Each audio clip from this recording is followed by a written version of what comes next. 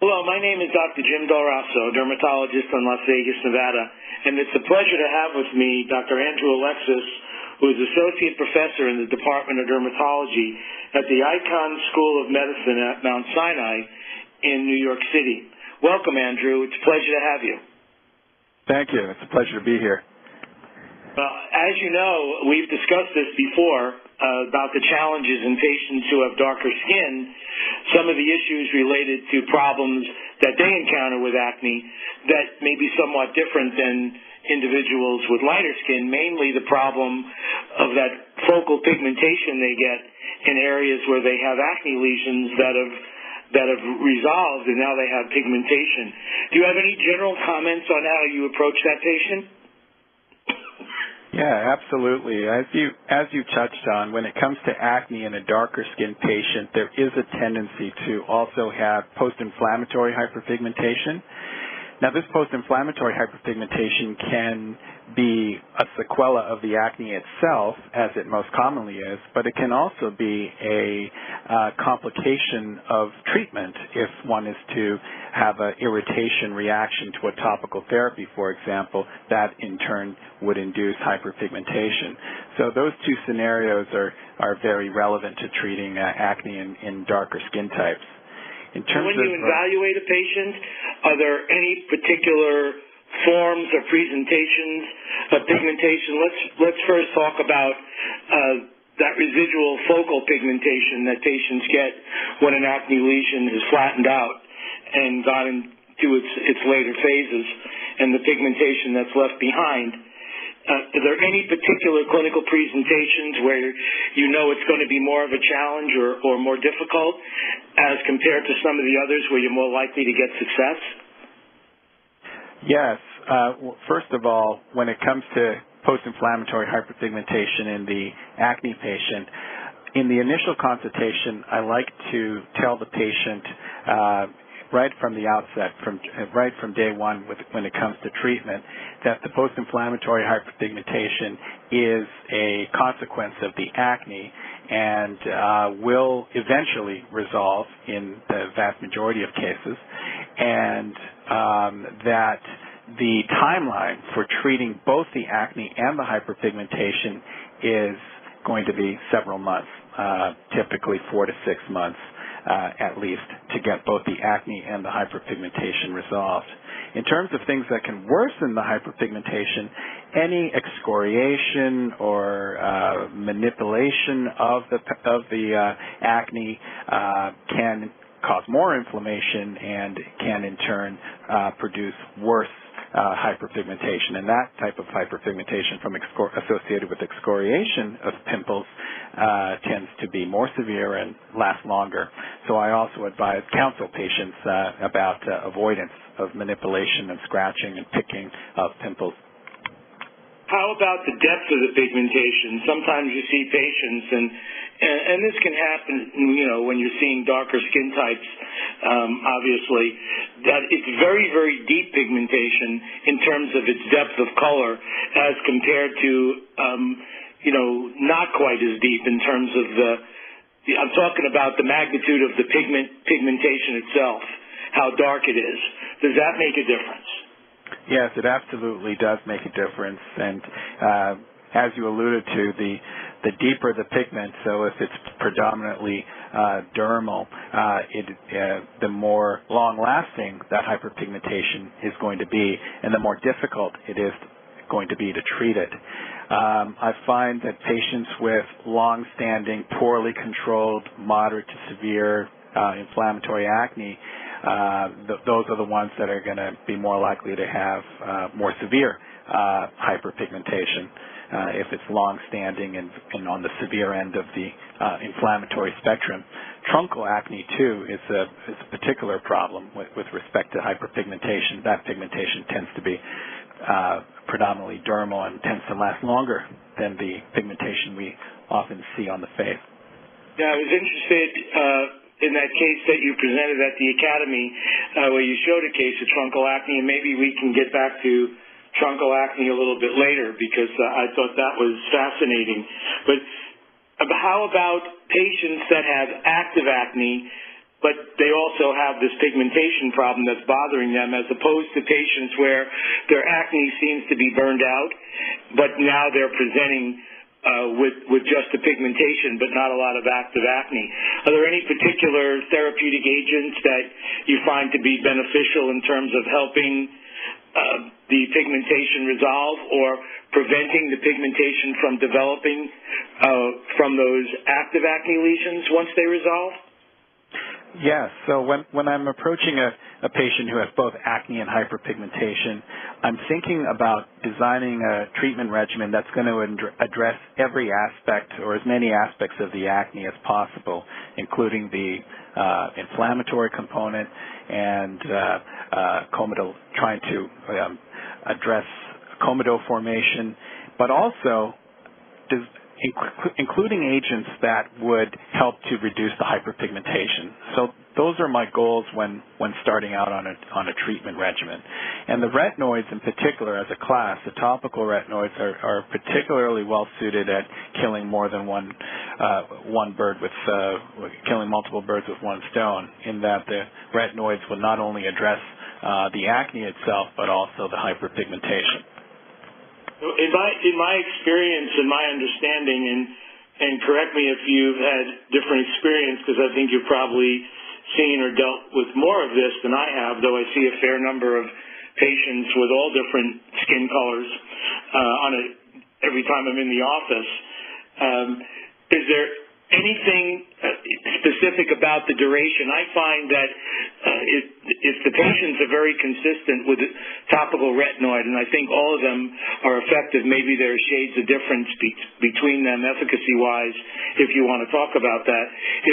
If they're consistent and they use them long enough, it's something that may take longer than the typical 8 weeks or so to get acne lesions to start to come under control. What's your experience on the duration before you see any significant visible benefit? Yes, it's as you alluded to, consistent long-term treatment with the topical retinoid is generally required to see clinically meaningful improvement in the hyperpigmentation. So the timeline for improvement tends to be much longer than 8 weeks, let's say, or 12 weeks, which is what you'd expect for the treatment of the acne itself. When it comes to resolution of the hyperpigmentation secondary to the acne, the time frame that I think is more realistic that I share with patients too is 4 to 6 months. And it wouldn't be unusual in some instances, more severe cases, that it's even longer than that. But 4 to 6 months is generally a realistic time frame for significant reduction in hyperpigmentation, assuming ongoing treatment with a topical retinoid and ongoing control of the acne and prevention of new lesions. In the patients, is there any specific skin care or approach when you initiate a topical retinoid therapy to try to reduce the retinoid dermatitis so they don't get pigmentation problems from that? Yes, when it comes to selecting a retinoid or any topical agent in this patient cohort, I try to be as mindful as possible about the risk for irritation, because as we discussed, the consequence of any irritant dermatitis would be more dyschromia.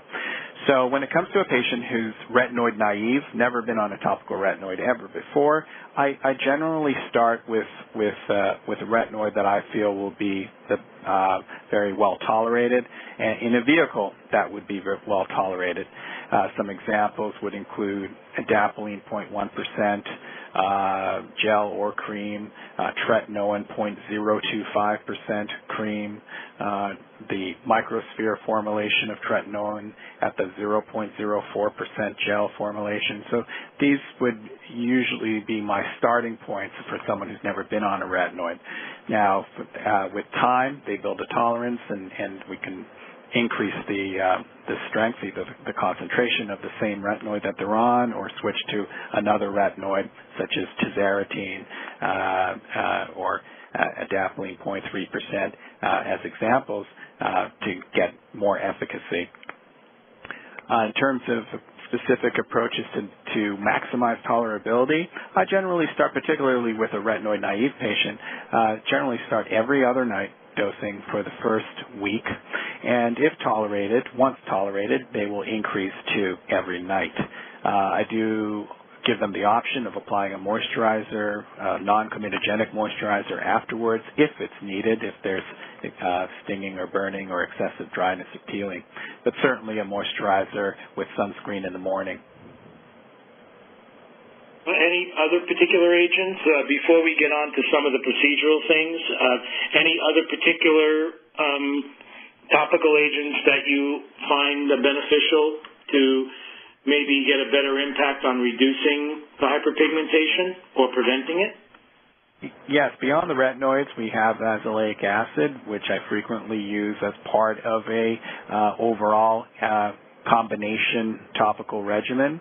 And the advantages there, of course, are that not only is azelaic acid efficacious against the treatment of acne, but also does have some effect on hyperpigmentation. So it's similar to the retinoids in that it can do more than one thing in the management of acne in darker skin, and so it's a useful addition to an overall regimen.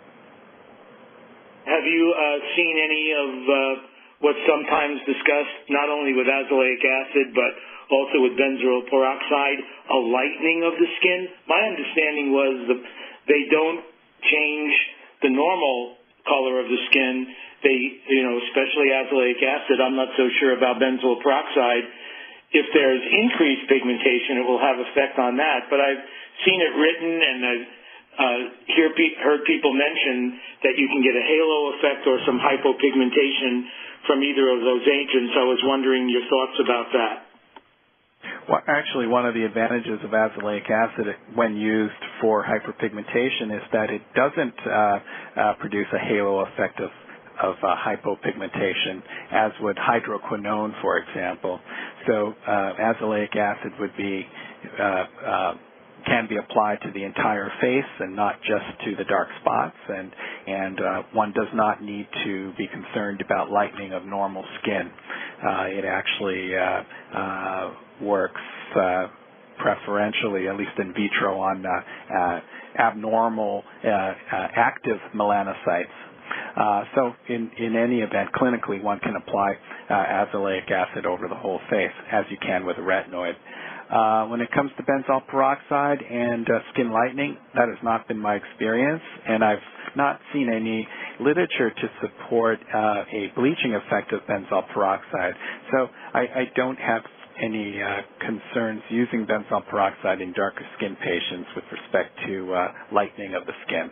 That being said, if you're using higher concentrations of benzoyl peroxide, if you're using ethanolic gel vehicles in the formulation of benzoyl peroxide that's being recommended, you can run into some irritation reactions, and that in turn can certainly produce some dyschromia.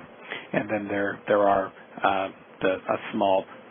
is a small subset of patients that do have allergy to benzoyl peroxide, and of course those allergic reactions can also produce dyspigmentation. It's interesting because if you look in the package insert, the product information with the 15% gel of azelaic acid, they talk about that hypopigmentation. I don't know if that's just a warning they put in there. I've never seen it. And, the stinging and burning that you get is not, in some people that they might get, is not a dermatitis per se. It's neurosensory. So I don't see pigmentation problems with either of those. Before leaving the topical agents, any comments, because I know it's often talked about in adult women and in people that have darker skin color, with topical dapsone for this particular subset of patients? Yes, I find topical dapsone, 5% dapsone gel, to be very useful in the management of acne in this population because of its anti-inflammatory effect. And so since we know that the cause of the post-inflammatory hyperpigmentation is the inflammatory are the inflammatory mediators associated with acne itself. When you have a well-tolerated anti-inflammatory topical agent like Dapsone, it's very well suited for managing acne in darker skin patients. So it's two advantages being the anti-inflammatory effect and its tolerability. So I often incorporate it into a combination regimen. Yeah, and I think it's valuable too, because if they have involvement on the neck area or a location where tolerability may become an issue, or even bleaching a fabric as opposed to benzoyl peroxide. So I think that was a very good overview of the topical therapies. But let's move beyond that. Now we have the challenge of a patient that has this focal hyperpigmentation, and they've been utilizing the medical therapies. You got the acne under reasonable control. You're trying to prevent new lesions from coming in, because obviously that stops new areas of pigmentation from forming. But you're still not where you want to be. What procedural approaches do you use for patients, and what are the pros and cons, if you will? What are the things that you find very helpful, and then some tips on what should not be done when you're approaching darker skin with procedures for this situation? So when it comes to procedures for treating acne-associated hyperpigmentation, the most commonly used procedure that I employ would be superficial chemical peels. In particular, salicylic acid chemical peels, and I generally start at 20% and then increase as tolerated to 30%.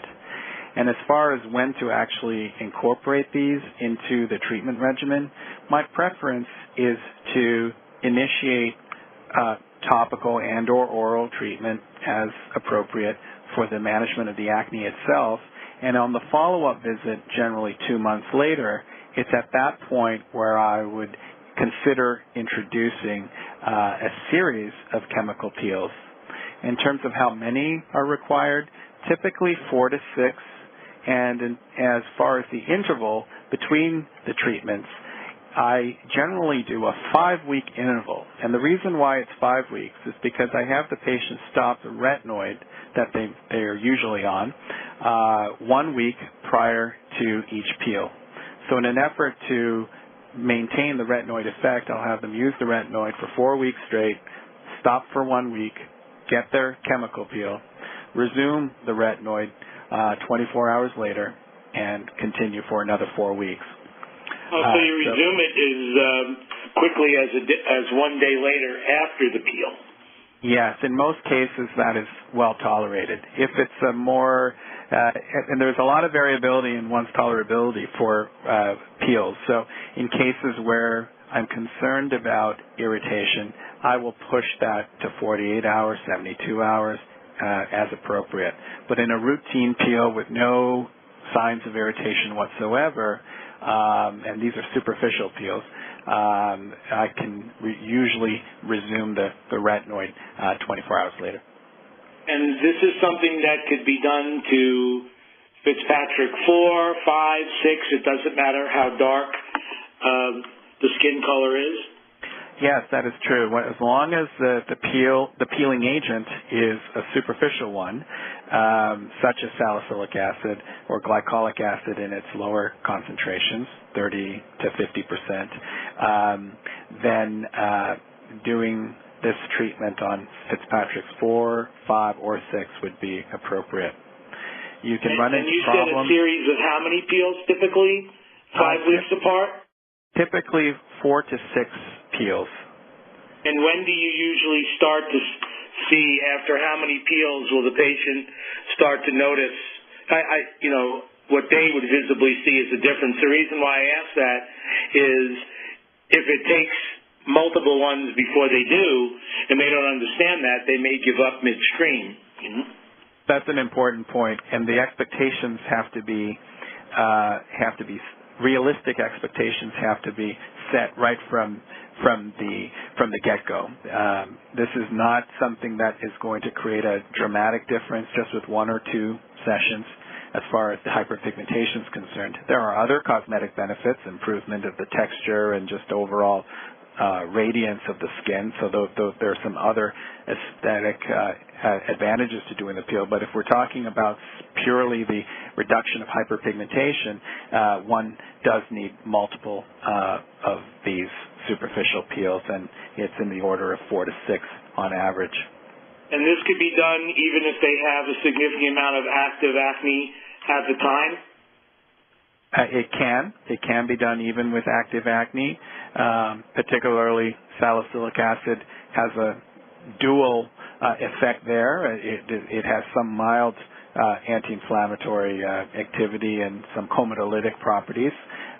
So it can assist, if you will, with the management of the acne along with your prescription topicals and orals if needed in the patient. So yes, it can be used even with active acne, but given that the hyperpigmentation is secondary to the acne itself, I try to emphasize to the patient that the first priority is we've got to control the acne itself. And so I generally prefer to start a well-rounded acne regimen, get the acne under reasonable control before initiating the peels. So my general preference is to oral start it around 2 months. therapy, and now they have some of the residual dyspigmentation. Do you have them wait a certain period of time? Yes, if patients have been on isotretinoin, I generally follow the usual guidelines, which is to wait 6 months post isotretinoin therapy before doing any resurfacing procedure. Yeah, we probably don't have hard, fast data on a lot of this, so it's best to be conservative. The last thing you want is a problem, I would imagine. Exactly. Now, in terms of the interval between peels, were it not for the management of the active acne with the retinoid, in those instances, it's an option to do the peels more frequently, and they can be done every 2 weeks. 2 to 4 weeks would be a typical routine. But in the context of someone where there's still ongoing acne and you still need that retinoid, very importantly, to avoid too much interruption in the use of the topical retinoid, I stretch that interval to 5 weeks. I recognize that we're not here to discuss any particular product in any way, shape, or form, but in terms of the salicylic acid peel that you use, is it something that you have made extemporaneously at a pharmacy, or is it an existing product formulation that you find to be the most helpful or beneficial in your hands? Not that you've necessarily compared all the different ones, maybe you have, but it would be good for the listeners to know what you actually use, because the formulation, I'm sure, influences the result.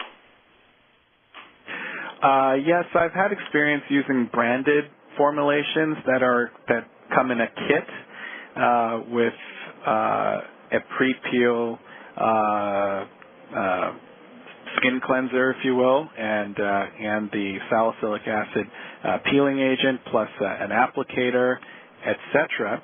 But I've also used just generic formulations that one can get from a supplier like Delasco, for example, where you can get 20% or 30% salicylic acid in an ethanolic solution. So you haven't seen any major difference between any of those in terms of the listeners trying to get a source if they want to do this? There are some conveniences when using a proprietary kit formulation, but as far as efficacy, I've found them to be comparable. Now, if someone's doing this for the first time, do you recommend that they do a test area first, or should they feel comfortable, doing it? Is it something you apply one pass of the solution, or do you have to do multiple passes, or some specifics on the details? There may be some people that want to try this, but they want to have, an idea of the technique. Sure. I think that's a great question. And what I typically do is not a test spot per se, but rather on the first peel in particular, apply a very light layer of the peeling solution and stop and observe.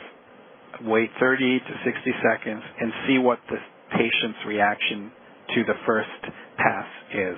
How much stinging and burning, any visible erythema, any worse than erythema would be already the development of frosting representing epidermal necrosis, which you don't want when performing these superficial peels.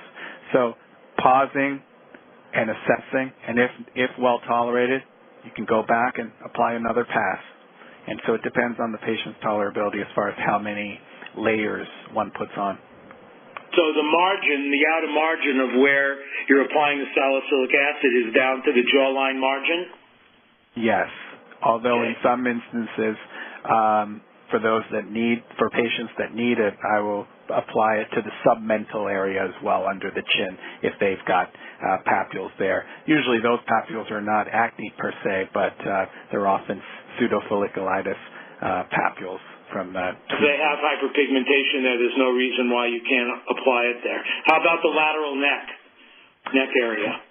Is that more okay? caution. It is okay with these superficial peels. More caution, though, on the neck. More risk for irritant-related complications. So I'd be a little bit more cautious on the neck, but it can certainly be applied to the neck. Okay. If you're dealing with 20% or 30% salicylic acid or 30 to 50% glycolic acid specifically. So now you've done it and you're sending the patient home. What specific aftercare instructions do you give patients on things they need to do or not do? So sun protection is number one. So the patient walks out of the office having already applied a moisturizer with sunscreen that we provide. And we make sure that the patient already has that in their daily regimen. So other than that, it's mild cleansers, mild soap-free cleansers, avoidance of any other exfoliative types of at-home treatments, such as using a Clarisonic brush or a scrubber or using harsh astringents and other things that could cause irritation. So a very simple, gentle skincare routine with a soap-free cleanser and a non-comedogenic moisturizer that contains sunscreen. And in 24 hours, they can restart unless they're having a problem, restart their retinoid and any other topical acne medicines they've been using? That's 24 right. hours? That's right. And the times where I've had the most complications have been in instances where the patient inadvertently continued using their retinoid right until the night before the procedure and forgot to say so or didn't realize that they were using a retinoid. And in those instances, one can begin with a superficial peel, but you end up going deeper than your target, and that in turn can lead to crusting and erosions, and which in turn will leave hyperpigmentation. So that's obviously something to be avoided, and it's very important to stop the retinoid a week before for that reason. The other topical acne medicines can be continued up to the day before? Yes, in general, that's the case. Even benzoyl peroxide, despite its drying potential. Yeah, just make sure if they have a combination product, if it has a retinoid, that be stopped also, I would think. Yes, indeed. Okay. Over-the-counter retinol products, containing products, or retinaldehyde containing products, even though they don't have the potency of a prescription retinoid, you would want them to stop those also? Yes, I would, even though, as you said, they don't have the same potency. Just to err on the side of caution, I would have them stop that as well. Okay. So now we've pretty much got the salicylic acid peels, covered. I think that was excellent. I think it's very helpful. Are there any other procedures that are helpful for the focal pigmentation other than the salicylic acid peels that you've used or that you know people could look up in the literature? There is some emerging experience using non-ablative fractional lasers as a way to enhance topical delivery or delivery of topical medications. And it's something that I've begun to look into, but it's not something that I incorporate into my routine management of hyperpigmentation. So far, we've pretty much covered my usual management of post-inflammatory hyperpigmentation using topicals and superficial chemical peels. But with respect to lasers, I will use them in Fitzpatrick's 4, 5, and 6 for acne scarring. And the specific lasers that I would use are the non-ablative fractional lasers, in the one in particular that Any particular type of scarring, the rolling scars versus I would imagine the ice picks and the box scars that are more rigid would be tougher. It would be more the rolling scars? Yeah, so the rolling scars are ideal. Ice pick scars are more challenging. But rolling and box scars are certainly one can get good improvement with non-ablative resurfacing from them. That's good to know. That's good. One final question I have you noticed anything different based on ethnicity of people that have beyond just very fair white skin? Like any of the particular groups in Asian skin, which obviously is prone to pigment and has color, but is typically different. Oriental Asian, or Indian, not American Indian, but Asian Indian, or African black skin. I noticed a difference in people that are Ethiopian that even naturally have different shades of pigment within their skin. They don't have a pure color to their skin very often.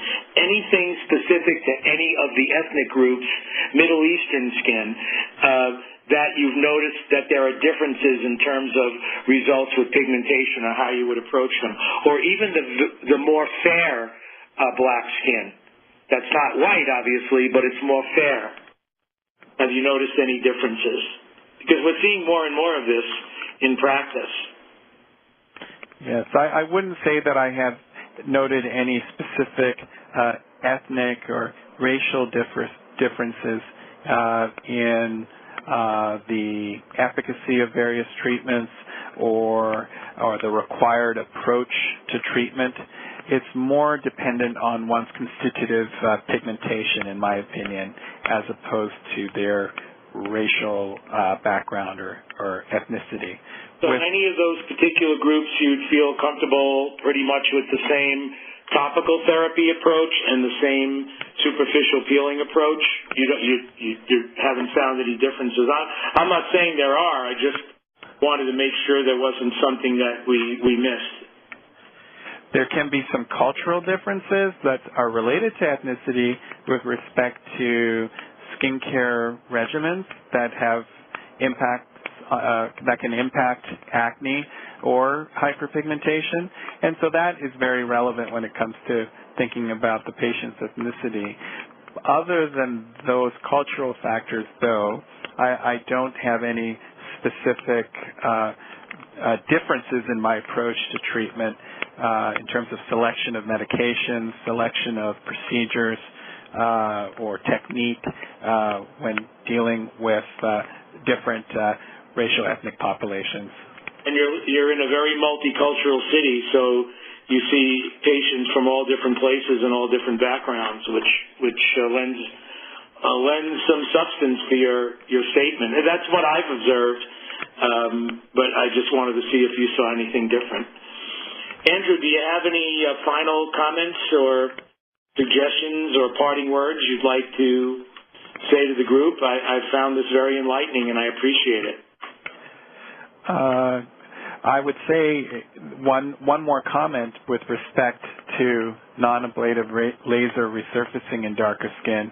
While I do frequently use it and find it to be a safe and effective treatment option, it has to be emphasized that hyperpigmentation is a significant risk with these lasers, even though they are appropriate and overall safe for any skin type. But one has to make adjustments for the skin type to maximize the safety and reduce the risk of hyperpigmentation. And the most important parameter to adjust is the treatment density of a fractional laser. When treating skin types 4, 5, or 6, one has to use lower treatment densities in the order of 11% to 17% would be a typical range with the device that I use. I also pre-treat with hydroquinone beginning 2 weeks prior to the laser, and I treat post-laser 4 weeks after each session. Sun protection. I just recognized that we didn't really say much about hydroquinone as part of the topical regimen for the focal pigmentation that patients get. Do you find it of value? Yes, I find hydroquinone of value in the setting of larger, persistent hyperpigmented macules in someone whose acne has mostly resolved and you're dealing with mostly a pigmentation issue.